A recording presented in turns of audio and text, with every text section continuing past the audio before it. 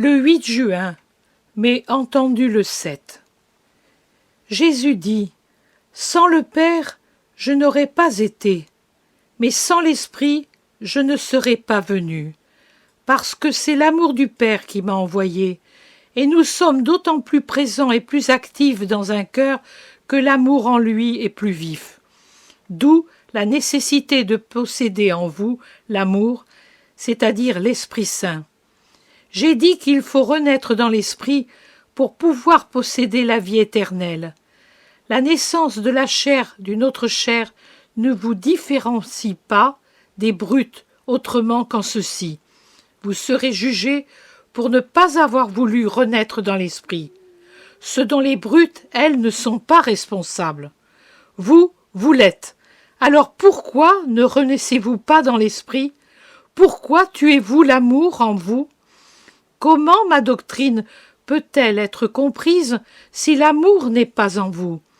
J'ai dit que vous auriez compris quand j'aurai envoyé le Consolateur, l'Esprit de vérité. Et voilà que je vous l'ai envoyé.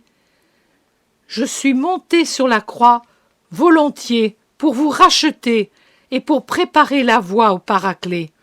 Je suis monté au ciel volontiers, laissant ma mère, la seule en qui l'Esprit demeure comme au sein du Père, tant elle est pleine de grâce. Même qu'en elle était la grâce elle-même. Je suis monté au ciel, laissant les hommes que j'avais tant aimés, au point de mourir sur la croix pour eux, afin de pouvoir vous envoyer celui à la lumière duquel tout devient clair. Je continue de vous l'envoyer, d'alimenter cette lumière avec moi-même, car je suis dans le Père et dans l'Esprit, et ils sont en moi.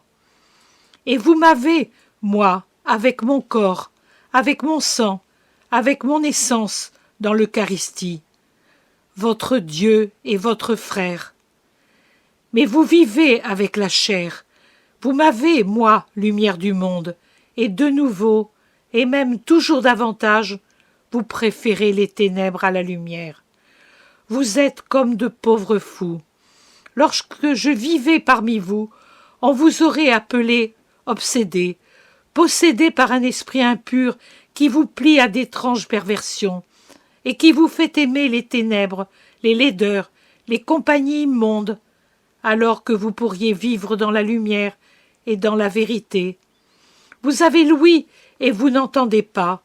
Vous avez la vue et vous ne voyez pas. Vous possédez la parole, mais vous l'utilisez pour blasphémer ou pour mentir. Vous avez un cœur et vous ne l'élevez pas au ciel, mais le vendez pour de basses amours et de vils intérêts. Pourquoi vivez-vous en profanant et en vous profanant ? Que sont donc pour vous les paroles de vérité et de vie que je vous ai laissées et que le Paraclet vous a expliquées à la lumière de la charité ? De temps en temps, je tente un autre miracle d'amour et je vous appelle, vous parlant de 1000 manières. Vous venez, vous enquêtez, vous vous secouez. Mais de quelle façon ? Avec une curiosité scientifique. Votre esprit ne se réveille pas au toucher du mystère qui se dévoile une fois de plus et vous montre Dieu et son amour. Pauvre créature, aveuglée par votre science humaine. Une seule science est nécessaire, la mienne, et elle vous est communiquée par l'Esprit de vérité. À sa lumière, tout ce qui existe se sanctifie, se purifie, devient bon. Si votre savoir humain tire ses origines de ce savoir parfait, il donne des œuvres de véritable utilité. Autrement, non. Si la science que vous possédez est seulement humaine, ce n'est pas la vraie science, c'est une profanation. Elle arrache les voiles du mystère dont moi, qui sais doser le bien et le mal, j'ai enveloppé les forces cosmiques. Le dragon siffle. Mordez, humains, mordez dans le fruit qui vous fera des dieux. Et vous mordez. Vous ne savez pas que vous mangez votre propre condamnation. Vous devenez, il est vrai, d'une génialité semi-divine. Vous avez arraché à l'univers beaucoup de ses secrets, et vous avez maîtrisé les forces de la nature. Mais sans le contrepoids de l'amour, votre savoir est uniquement puissance destructrice.